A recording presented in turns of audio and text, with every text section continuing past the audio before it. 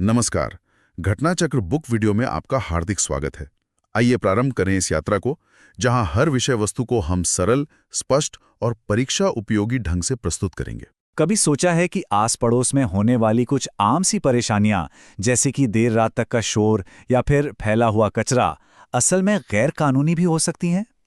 आज हम बात करेंगे लोक न्यूसेंस की और देखेंगे कि कैसे हमारी रोजमर्रा की छोटी छोटी आदतें एक बड़ा कानूनी मुद्दा बन सकती हैं।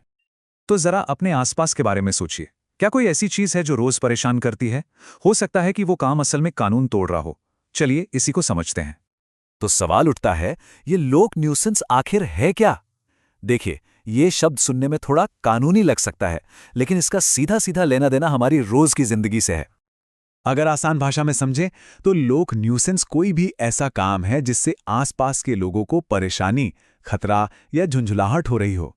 और ध्यान देने वाली बात यह है कि इसका असर किसी एक इंसान पर नहीं, बल्कि पूरे समाज पर, पूरी कम्युनिटी पर पड़ता है। और हाँ, ये मामला सिर्फ तेज म्यूजिक बजाने या प्रदूषण फैलाने तक ही नहीं रुकता। इसमें एक और चीज शामिल है, अवैध लोप। इसका मतलब है अपनी कोई जिम्मेदारी पूरी ना करना। मान लीजिए किसी की जिम्मेदारी है कि वो अपने बिल्डिंग के बाहर का रास्ता साफ रखे, और वो ऐसा नहीं करता, जिससे लोगों को खतरा हो, तो इसे भी न्यूसेंस ही माना जाएगा। चलिए अब एक बहुत ही आम गलतफहमी को दूर करते हैं, एक ऐसा बहाना जो ऐसे मामलों में लोग अक्सर देते हुए मिल जाते हैं। सोचिए, अगर किसी काम से कुछ लोगों को तो फायदा हो रहा हो, लेकिन बाकी सबको परेशानी।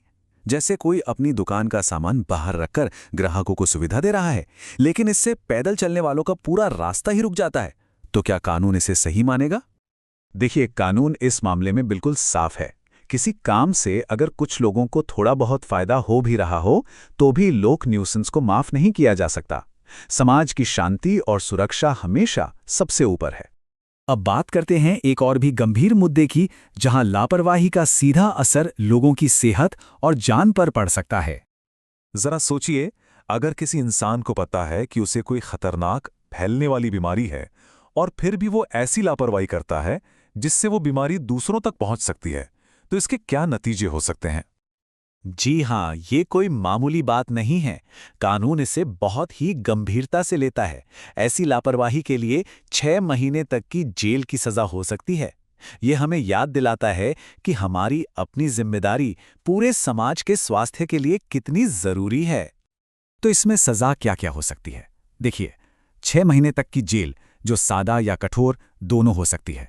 साथ में जुर्माना भी लग सकता है, या फिर जेल और जुर्माना दोनों भी। ये सब इस बात पर निर्भर करेगा कि मामला कितना गंभीर था। अब एक और बहुत ही आम उदाहरण लेते हैं, जिसका सामना हम सब लगभग रोज ही करते हैं। सड़कों पर खतरनाक तरीके से गाड़ी चलाना।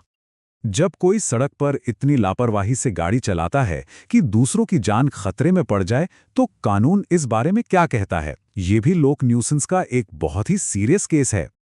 इस तरह के अपराध के लिए भी अधिकतम सजा 6 महीने की कैद, 1000 रुपए तक का जुर्माना, या फिर दोनों हो सकते हैं। ये एक सीधी और साफ चेतावनी है कि सड़क पर हमारी जिम्मेदारी सिर्फ अपनी नहीं, बल्कि हर किसी की सुरक्षा की है।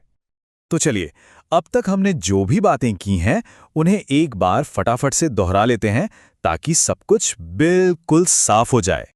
तो चाहे वो लापरवाही से कोई बीमारी फैलाना हो या फिर खतरनाक ड्राइविंग, दोनों ही मामलों में कानून पब्लिक सेफ्टी को बहुत गंभीरता से लेता है, और दोनों में ही अधिकतम 6 महीने तक की कैद की सजा का प्रावधान है। आखिर में ये याद रखना बहुत जरूरी है कि इन सभी कानूनों का मकसद सिर्फ सजा देना नहीं है।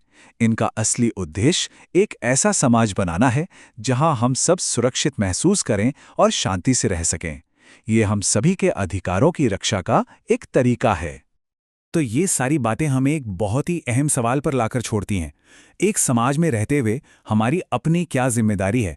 कानून तो अपनी जगह है ही, पर एक बेहतर माहौल बनाने के लिए हम खुद से क्या कर सकते हैं, इस पर जरूर सोचिएगा।